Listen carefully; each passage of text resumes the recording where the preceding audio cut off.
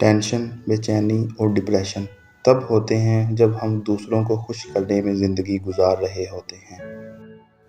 مرد اگر روکتا ٹوکتا ہے تو اس کا مطلب یہ نہیں کہ وہ شک کرتا ہے یا اس پر اعتبار نہیں کرتا، بلکہ وہ اسے اپنی عزت سمجھتا ہے اور اس کا خیال خود سے بھی زیادہ رکھتا ہے۔ ایسی عورت دنیا کی خوش نصیب عورت ہے۔